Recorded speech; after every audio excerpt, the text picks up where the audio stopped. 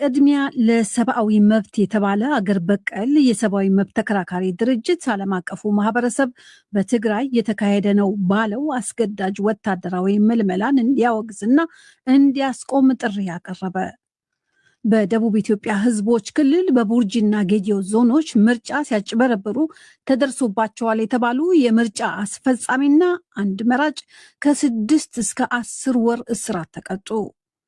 የዩክሬኑ ፕሬዝዳንት ቮሎዲሚር ዜሌንስኪ ከ4 ዓመታት በላይ የዘለቀው ጦርነት እንዲያበቃ ስምምነት ላይ ለመድረስ ከፑቲን ጋር ለመገናኛት ሀሳብ ያቀረቡትን ግልጽ ደብዳቤ ለፕሬዝዳንት ቭላዲሚር ፑቲን ይፋ አደረጉ። የክሬምሊን ቃል አቀባይ በበኩላቸው ዜሌንስኪ ሞስኮ መምጣት ይችላሉ ሲሉ መልስ ሰጥተዋል። ዜናው በዝርዝር።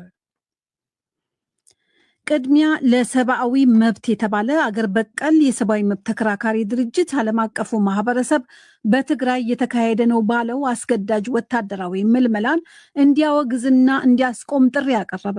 ኢትዮጵያ ፌዴራል መንግስትም ለግጭት ገፊ ለሆኑ የሚችሉ እንደ ተፈናቃዮች ወደ ቀያቸው የመለስና ነዳጅን እና በጀትን ጨምሮ ተገቢ አገልግሎቶችን እንዲያቀርብ ድርጅቱ ጥሪ አድርጓል።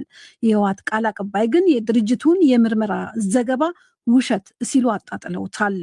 ቅድሚያ ለሰብአዊ መብት ድርጅት ባወጣው የምርመራ ዘገባና ለዶይቼ ቬለ በሰጠው ተጨማሪ ማብራሪያ በትግራይ የተካሄደ ነው ያለውን አስገዳጅ ወታደራዊ ምልመላ የኢትዮጵያ ፌዴራላዊ ህገ መንግስትን፣ የአፍሪካ መብቶች ቻርተርንና የዓለም አቀፍ ስምምነቶችን የሚጥስ ነው ብሎታል።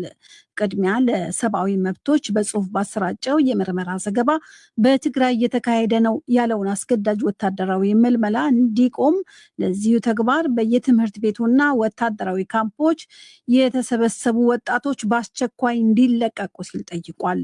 በዚህ ጉዳይ ላይ ዶይቼ ቬለ ያነጋገራቸው የህወሓት ቃል አቀባይ አቶ ሚካኤል አስገዶም የትግራይ ወጣት ለመብቱ ሲል በፍላጎቱ የመታገል ልምድ ማዳበሩን ገልጸዋል። ቅድሚያ ለሰብአዊ መብት የተባለ አገር በቀል የሰብአዊ መብት ተከራካሪ ድርጅት ያወጣው መግለጫ በማስረጃ ያልተደገፈና የገለልተኝነት ምህርን ያልተከተለ ነው ሲሉ አጣጥለውታል። ዜና መጽሔት ዝርዝሩን በስፋት ያቀርባል።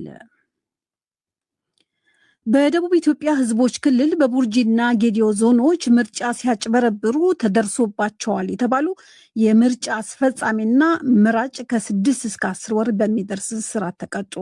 በኢትዮጵያ ብሔራዊ ምርጫ ቦርድ የቡርጂ ቅርንጫፍ ጽህፈት ቤት ኃላፊ አቶ ታደሰ ሳሙኤል ለዶይቼ ቬለ እንዳሉት በእስር ቅጣቱ የተወሰነበት ያቸው አድማሱ በተባለ የምርጫ አስፈጻሚ ላይ ነው። ተከሳሹ ቅጣቱ ሊወሰንበት የቻለው ባለፈው ሰኞ ግንቦት 24 ቀን 2018 ምርጫ ሲያስፈጽም በነበረበት የሲሚቾ ምርጫ ጣቢያ ላይ አድርሷል በተባለው የምርጫ ህግ ጥሰት ነው። ተከሳሹ ለመራጮች በተዘጋጀው የድምፅ መስጫ ቅጾች ላይ አስቀድሞ በሚደግፈው እጩ ተወዳዳሪ ላይ ምልክት አድርጎ መገኘቱን አቶ ታደሰ ሳሙኤል ተናግረዋል። የቡርጂ ፍርድ ቤት ላለፉት 3 ቀናት የቀረቡለትን ማስረጃዎች ሲመረምር ቆይቶ ትናንትና ባሳለፈው ውሳኔ ተከሳሹ ለ10 ወር እስራት እንዲቀጣ መወሰኑ ታውቋል።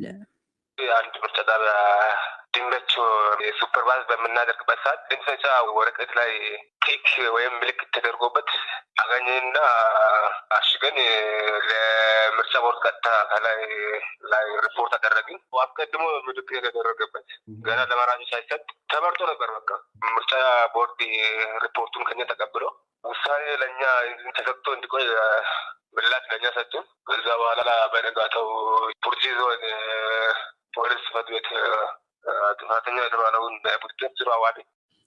ሱዳን ከቻድ ጋር በሚያዋስነው ድንበር ላይ በሰላማዊ ሰዎች ላይ የሚደርሰው የሰው አልባ አውሮፕላኖች ጥቃት በከፍተኛ ደረጃ መጨመሩን ድንበር የለሹ የሐኪሞች የእርዳታ ድርጅት ዛሬ አስታወቀ።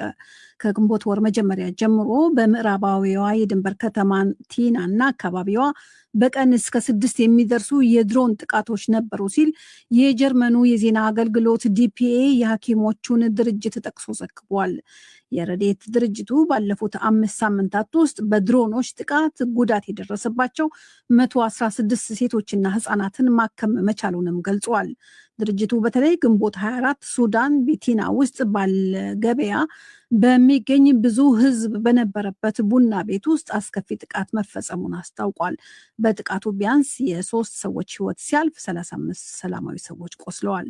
ሱዳን ላይ እስካሁን የተሰነዘሩት የሰው አልባ አውሮፕላን ጥቃቶች የቃጠሎ፣ የፍንዳታ፣ ቁስለኞችን ጨምሮ ሞትና ከፍተኛ ጉዳቶች ያስከተሉ መሆናቸውን የሐኪሞቹ ድርጅት አክሎ አስታውቋል። አድማጮች በመከታተል ላይ ያላችሁት ከዶቼ ቬለ የሚሰራጨውን የምሽቱን የዓለም ዋና ዋና ዜና ነው። የሊባኖስና የእስራኤል መንግስት በአሜሪካ አደራዳሪነት የተፈጸመውን የተኩስ አቁም ስምምነት በኢራን የሚደገፈው ታጣቂ ቡድን ሂዝቦላ ውድቅ አደረገው። የስምምነቱ ዝርዝር ረቡዕ አመሻሽ ላይ በእስራኤልና በሊባኖስ መንግስታት ይፋ መደረጉ ይታወቃል። ስምምነቱ ታጣቂ ቡድኑ ሂዝቦላ ጥቃቱን ሙሉ በሙሉ እንዲያቆምና የቡድኑ ሁሉም አይነት እንቅስቃሴዎች ከታሊን ወንዝ ጀምሮ በስተደቡብ ያለውን አካባቢ በሙሉ እንዲለቅ የሚጠይቅ ነው። ላታኒ ወንዝ ለእስራኤል ሊባኖስ ድንበር በስተሰሜን 30 ኪሎ ሜትር ርቀት ላይ የሚገኝ ነው። የሂዝቦላ መሪ ናኢም ቃሲም በደቡብና በተቀረው ሊባኖስ መካከል ምንም አይነት ልዩነት ሳይኖር የተኩስ አቁም ስምምነቱ ሁሉን አቀፍ መሆን አለበት ብለዋል። ቃሲም በግጭቱ ውስጥ መደበኛ ያልሆነውና በሂዝቦላህ ላይ የተወሰነ ተጽዕኖ ያለው የሊባኖስ መንግስት ከእስራኤል ጋር ያለውን ቀጥተኛ ድርድር እንዲያቆምም አሳስበዋል።